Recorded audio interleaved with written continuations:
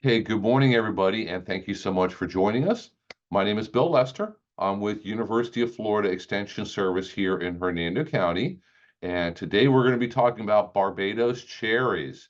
So let me go ahead and open up my PowerPoint here, um, and hopefully everybody can see this and everybody can hear me okay.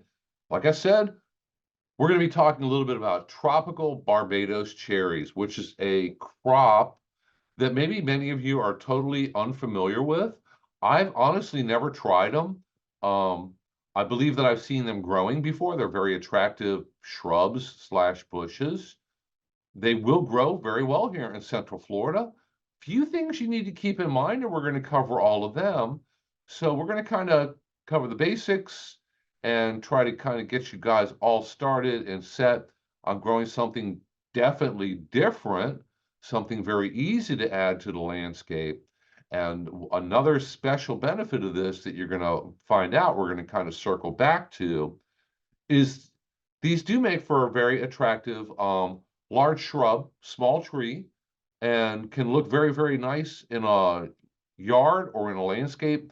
Even if you're in a subdivision, homeowners association, you can replace some of the, ligustrums, and not my favorite tree. You replace things like that with a Barbados cherry, have something that where the plant actually looks attractive and is productive also. So, a few things first. Barbados cherries are not regular cherries, also known as Bing cherries, sweet cherries, sour cherries, I guess, the kind of cherries that they use in a cherry pie that you would buy at the grocery store. Barbados cherries are not that. The regular cherries are Prunus species, so the genus that they're in is Prunus. So these are technically related to peaches, plums, nectarines, roses, bunch of other things. And here's a picture that I found online from University of Minnesota. And this is one of their varieties. And they have a lot of varieties up there. But that's Minnesota. We're in Florida.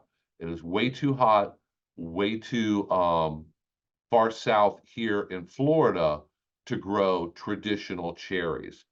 The problem is they don't get enough cold during the winter. So a lot of fruit trees that grow well up north, the varieties or types that they require lots and lots of cold temperatures during the winter when they're dormant to make them wake up in the spring and flower and get new leaves. And now they're going to get wonderful cherries. We make cherry pies. Down here in Florida, it just does not get cold enough for long enough. So regular traditional cherries will not grow in Florida, but not even in the Panhandle, not even up at the Florida-Georgia state line. They're not going to do well here. So you really don't want to, unfortunately, really don't want to try growing them. They are also not another fruit that's called the Suriname cherry. So we have a Barbados cherry and a Suriname cherry. Suriname cherry looks physically very similar. It's a large shrub, kind of small tree. It also, as it gets little flowers, it also gets little round, about the same size fruits. The only problem is Suriname cherries have been found to be a very, very invasive plant. They're even now a category 1 invasive. And the problem is every one of those little fruits that either falls off or is eaten by a bird and taken somewhere else and deposited will pop up into another tree. So these are very, very invasive. They're edible. They're not going to kill you or hurt you, but we do not recommend growing them because of how invasive they are. Barbados cherries are a much safer bet. They're not going to be invasive and spread into our woodlands and natural areas like a Suriname cherry would. So here's a picture of the little fruits that are on a Suriname cherry tree. They're small, they turn red, they're round, but they look like tiny little pumpkins. They have little ridges on them, so they're kind of unique looking. So really, if you put these two right next to each other, the easiest way to tell the difference is one of them has round fruit, the Barbados cherry, and Suriname cherry has the ones that look like tiny little pumpkins. So avoid these. If you have one in your yard and you're in Central Florida, You don't have to panic and go tearing it out. We're all going to be okay. They can be highly invasive down in South Florida. So if you live south of Hernando County, you really don't want to grow these down there. That's where they're the biggest problem. But what we're talking about is Barbados cherry. So the scientific name is Malpighia glabra, and it's also known as acerola, also called West Indian cherry. There's a couple of other common names, but nothing really widely used. This tree, this shrub, is native to South and Central America. And back in the 1950s, it was grown commercially, or they started to grow it commercially in Florida and a few other states and Hawaii also, because it's very easy to grow, grows very well. You're going to find it's not difficult. There's no huge spray regimen. You don't have to get special fertilizers or anything. It's really very easy to grow. And they tried growing it commercially because it can be very productive, but it never became very popular. So it never really took off. It is still, you'll still see it in a lot of people's yards, maybe very large, older ones, grow more in South Florida than so much in Central Florida, but it can be grown in Central Florida just fine also. You're just going to have to keep a few things in mind when it comes to cold weather.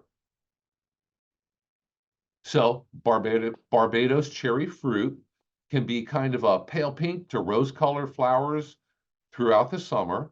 So it's going to flower on and off all summer long. The fruit is about 1 inch in diameter, so not very large. You want to use them when they're fully ripe. They're going to fully ripen to a very deep red. The kind of amazing thing is with Barbados cherries, the berries or fruit is extremely high in vitamin C. I read that with some individual plants or varieties, and there's really not a whole lot of named varieties of Barbados cherry. It is what it is. But a lot of times, just one little fruit will provide enough vitamin C for a person for a full day. So that's a lot of vitamin C. That's when it comes to providing vitamin C. This is a very, very healthy thing to add to your landscape and add to your food forest. The fruits can range from very, very tart or sour, or tart or sour, to just kind of very slightly acidic and sweet. So it's really going to come down to the individual tree, where it's being grown, soil. A lot of things play into it. There's really nothing you can do to impact that. So let's say you plant your Barbados cherry, it grows, it flowers, it gets lots and lots of fruit, and you're thinking, this is a little sour. What can I do to make it sweeter? There really is nothing specific you can do to make it sweeter. A lot of this comes down to just genetics from the individual plant. So there's a lot of hopefully yours is going to be on the sweeter side, but a lot of them can be a bit more on the sour side, kind of a lot of variation there. And Barbados cherry bush will give you multiple crops per year. Really, it perks up, starts to grow again and flower in the spring, and it's going to keep going until November. After November, it basically stops growing, goes dormant. It does not go into the type of dormancy that other fruit trees might go into, where it drops its leaves and it sits there bare all winter. It just stops. It holds its leaves during the winter, might lose a few, especially if some of them get freeze damage or insect damage, but it doesn't grow, doesn't really get any new growth, just kind of sits there and does nothing until spring, when the weather warms up and it takes off and starts growing again. So that's a pretty wide range from spring till November, flowering and fruiting, and it's kind of on and off. So you may always have some flowers, immature fruits, and mature fruits all on at any given time. So with your Barbados cherries, when you plant them, they grow in a very wide variety of well-drained soils. Very important that you have good drainage, which here in Hernando County, very few of us have to worry about that. I know that some people do, especially near downtown Brooksville. You might have a heavier soil. Let's say maybe a back corner of your yard. it doesn't drain very well, and the water sits there and puddles up some, it's probably not the best spot for a Barbados cherry. As long as it's well-drained soil, it's not especially picky on pH or anything else. It does benefit from the addition of organic matter or compost.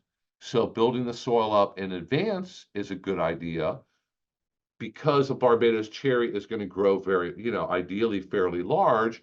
You want to amend the soil over a wide area that you're going to plant the bush in the center of.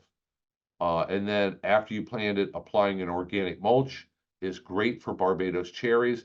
And if you keep it well mulched with wood chips, fallen leaves, pine needles, grass clippings, whatever, they all work very well. Going to help to hold in the moisture, block the weeds, keep them from popping up, and organic materials are going to break down, and you're always building the soil up around your Suriname or your Barbados cherry bit by bit all the time.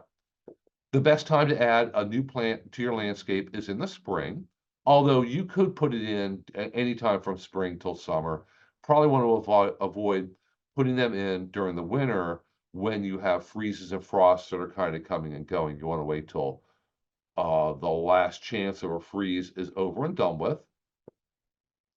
And when you're looking for a spot in your yard to put it, full sun is best. It's going to grow best in the full sun. It's going to flower the best and get the most fruit.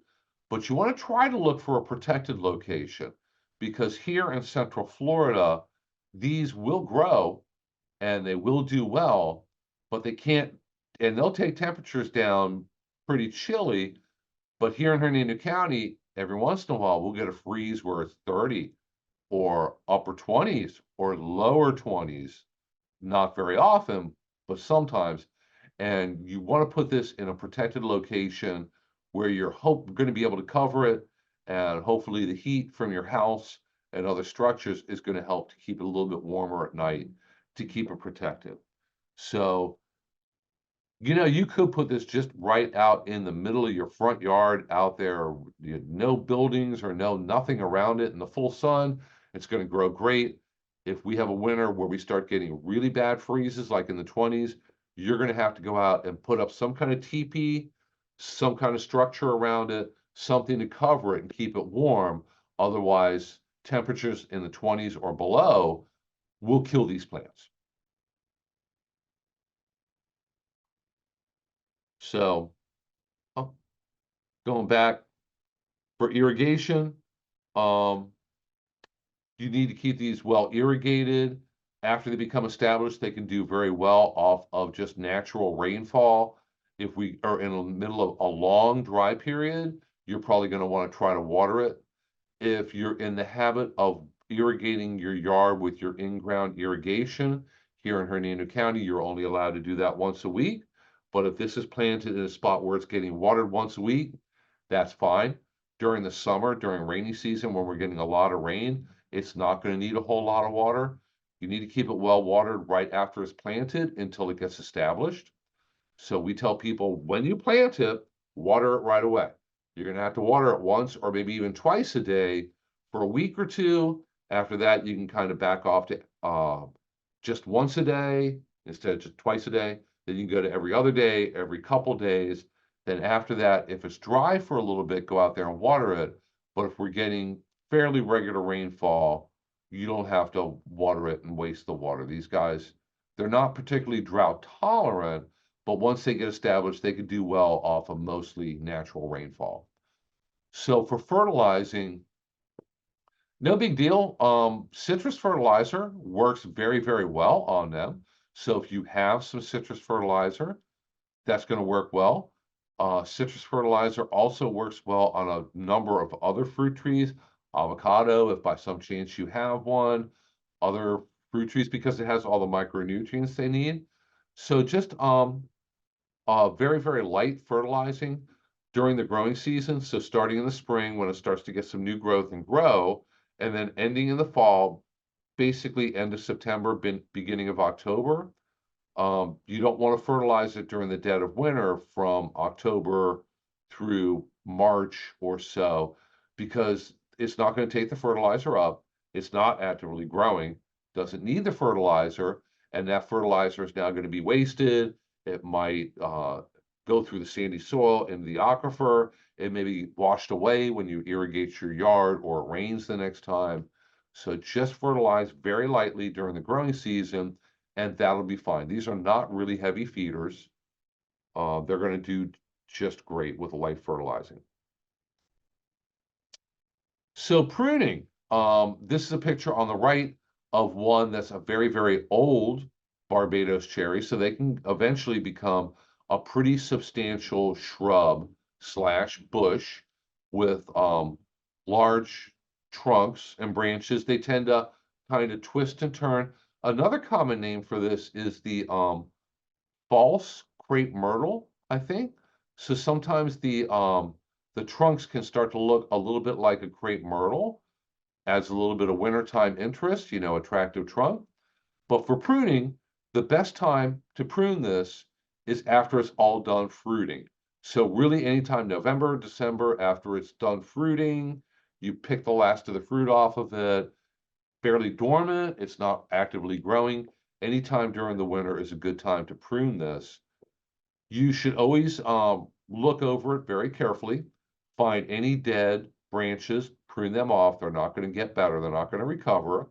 Take off crossing branches. That's when you have branches that are rubbing up against each other. You need to cut off either one or the other because the rubbing in the wind is going to scrape the bark off. And now that's a perfect spot, perfect entry point for insect pests and diseases. So you want to take off one or the other. If your Suriname cherry has a growth or I'm sorry, Barbados cherry has a growth habit where it grows very, very tall and leggy, you can do something called heading. You can head back the branches a little bit, and that's going to stimulate more bushy growth, keep it a little bit shorter, more compact and full instead of tall and leggy. If your bush is already short and full, but it's really full, it's really, really thick and dense, you can't see into the center what's going on inside there. You may want to thin out a few branches, let a little bit of airflow in there, a little bit of fresh air get inside. When you have any hedge or any bush that gets too thick and it gets way too dark on the inside, that's a perfect place for diseases to take hold. Fungal diseases like it where it's dark and humid and wet and not breezy. It's nice and still. So you don't want to create a perfect conditions for any kind of diseases. Other than that, pruning is very, very simple. It doesn't, you don't have to prune it.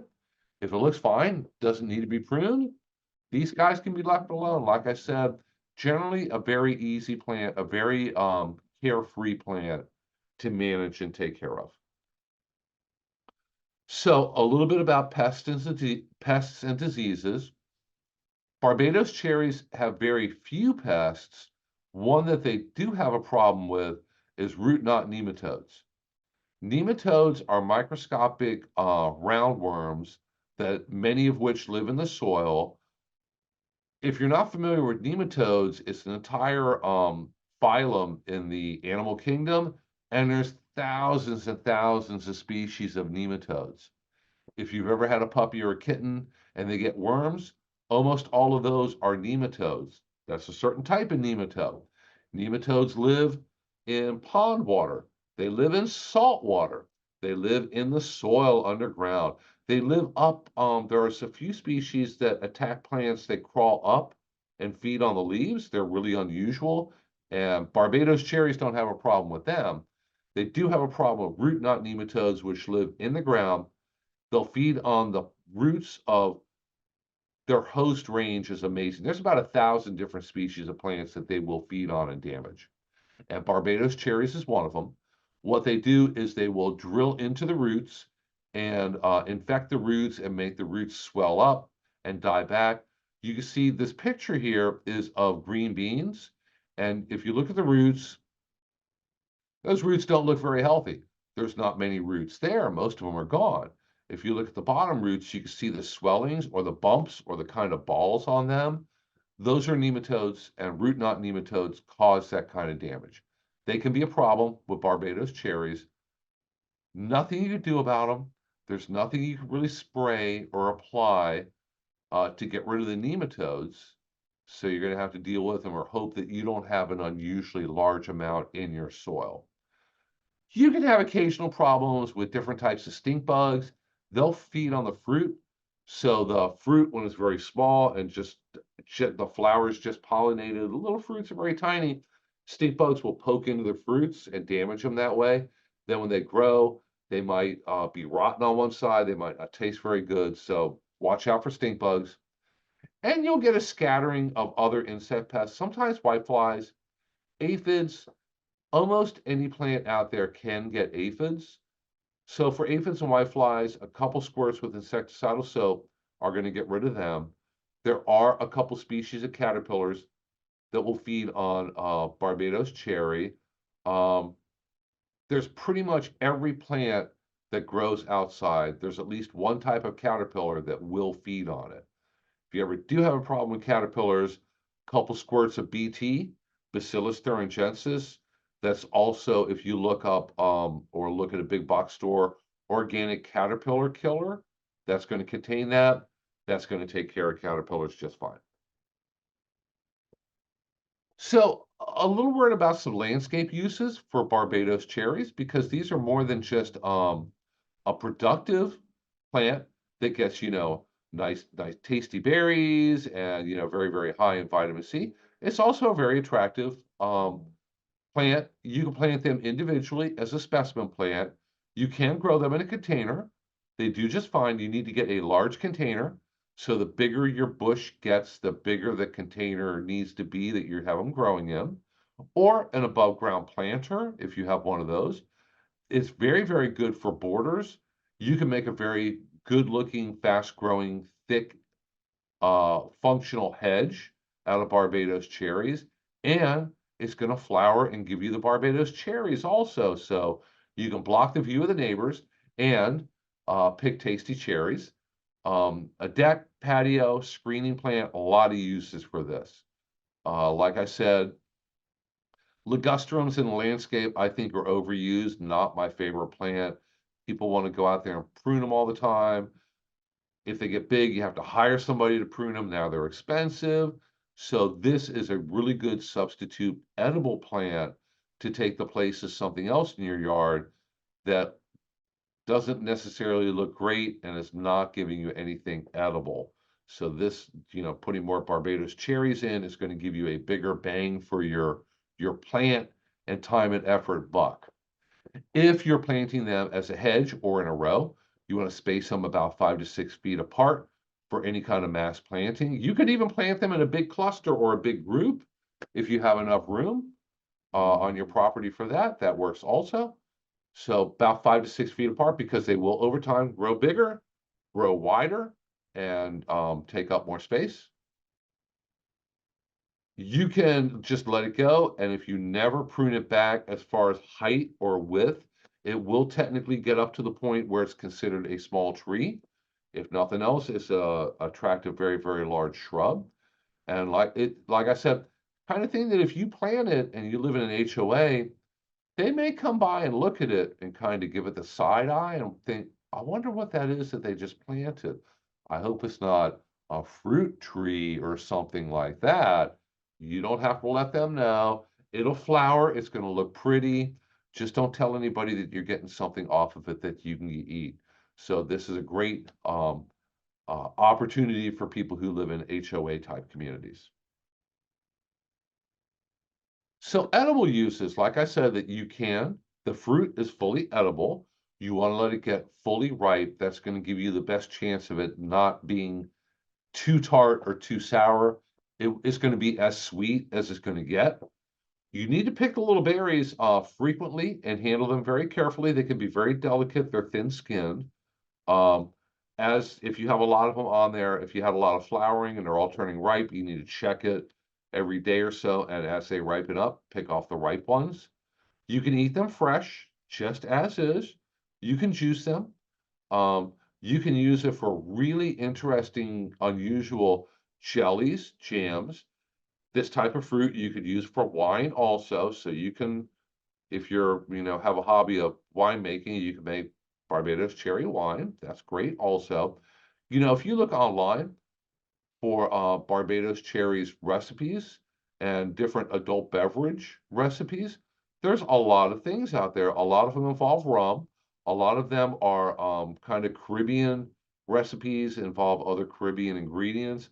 My guess is if you go out and start looking online for different recipes, these would be incorporated in them, or just be really creative and kind of experiment with different things and get some Barbados cherries in there and see if you can't invent your own tasty, different recipe. So this is something that's a little bit different for a lot of people. Have fun with it. Try some different things. Like I said, if worse comes to worse, if nothing else, you're going to get a full day's worth of vitamin C from a couple of these. So that's always a good thing. So if anybody is watching this recorded video and you ever have any questions, there is our physical address, there is our phone number, and there's my email. Feel free to reach out and email me with any questions you have about Barbados cherries or anything else you have in the landscape. If I don't know the answer to it, I know other people. I'll keep looking until we do find an answer to your question. So let me go ahead and stop sharing here. And let me go back in here and look at questions in the chat. So if anybody has any specific questions, just go ahead and put them in the chat and we'll go ahead and go through them right now. Donna says, good morning. So grateful for your presentations. I'm wondering how big the Barbados cherry bushes will get when fully grown. It depends a lot on the individual plant and variety, although there really are no named varieties. It can get about 12 to 15 feet tall. If you have a really vigorous one, maybe a little bit taller. Others might not get quite as tall. They might get a little bit wider and bushier, a little bit more shrub-like. So like I said, that's the problem with plants where there are no named specific varieties, just kind of a hodgepodge of genetics. There's a lot of variation between what you're going to get and exactly how tall it grows. But I would say eventually 12 to 15 feet. Oh, Diana asks, I'm sorry I missed, how close to the house can it be planted? You do not want to put these way too close to the house because as it grows, it's going to be brushing up against the house, and that's really bad from a pest control standpoint.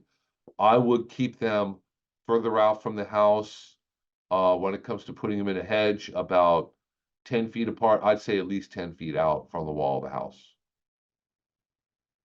We have a question here about what type of caterpillars like Barbados cherries. Honestly, I have no idea. I couldn't find any information on specific ones they're susceptible to, but there are some caterpillars that are a little bit less picky about what they eat, and they tend to feed on a wider variety of things. You're going to find them on more plants. So I don't know. I'm going to plant one of these in my yard, and I guess we're going to find out about caterpillars and whiteflies together here, because I really don't know yet what species of caterpillars are going to feed on it. Brenda asked a good question about what is light feeding during growing season once a month. Yes, when I feed things that I want that are going to flower and fruit that I want to keep growing on a steady basis, starting basically beginning of March, when the weather warms up and your plant starts to leaf out and grow a little bit, and going until November 1st at the very latest, really sometime during October, I would fertilize very lightly once a month. So aim for the first of the month, just a very light scattering. So you're not going to need to take cups of it or pounds. You don't want the ground to look like it's snowed with fertilizer. Very, very light scattering, small handful, spread over a wide area around it. Keep in mind, any plant is going to have roots at least as far out as the canopy reaches or further. For most plants, it's quite a bit further. So you do that very lightly. So it always has a steady supply of nutrients, and it's going to hopefully be happy, healthy, and growing, not too fast, not too slow, but just right during the growing season and getting larger. That's how you're going to get it to be full mature size the fastest. Kat asks, should they be planted in the same area for pollination or different parts of the yard to avoid pests?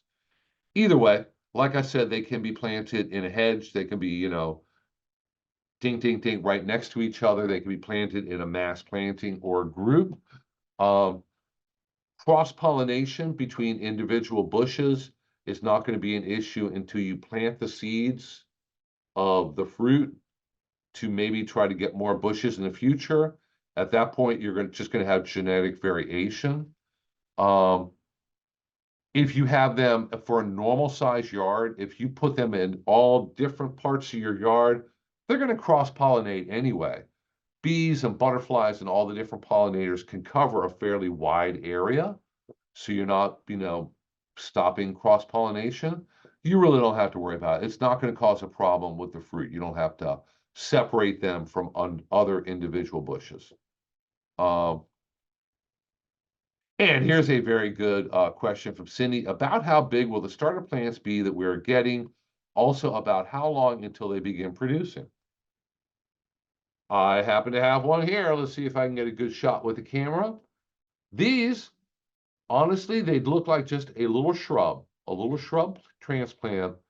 They all have new growth on them, so they're all ready to go for this spring.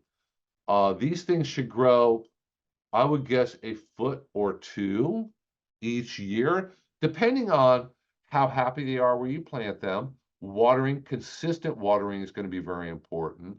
Very, very light fertilizing once they get established and rooted is going to be important to get them to grow well.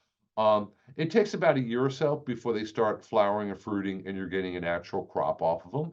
And then the larger and bushier they get, the more fruit you're going to get years down the road. I have not tried starting cuttings from these, but it is not a named variety. Once they get larger, you can try taking cuttings off of them. If you wanted to start, turn 1 into 5 into 10 and have even more in your yard. My guess is the cuttings would root very well, but like I said, I can't say that for sure. I've never tried that.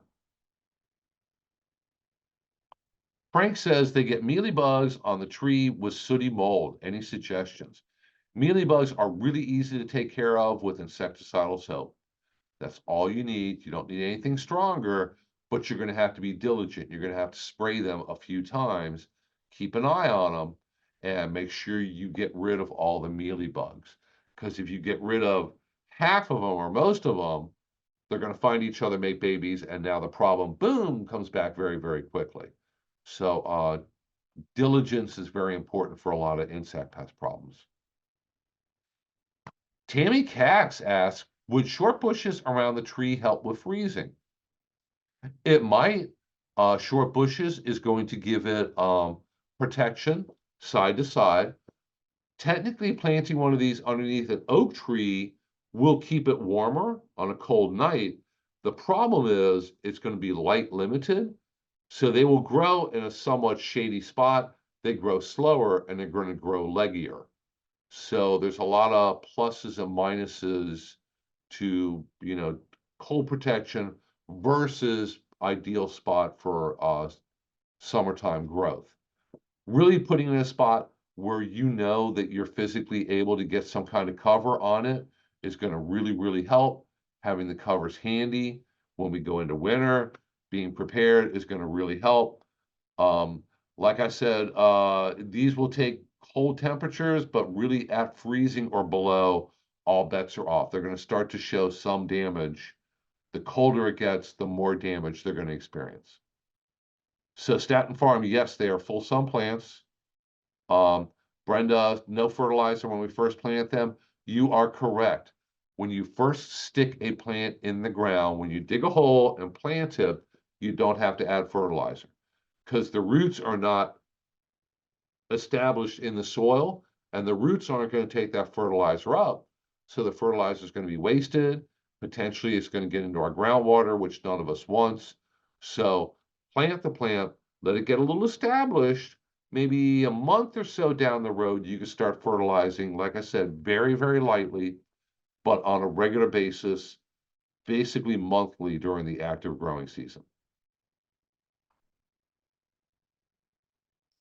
Diana says we have a well and it's hard water. Is that okay to use that water? That should be no problem as long as there's no other chemicals or issues in it. If it's just hard water, that means that it has different components in it that are actually plant nutrients. So that's not going to hurt it. Um, Bonnie says, do you recommend cuttings or from seeds? My guess is cuttings are going to be further along than seeds.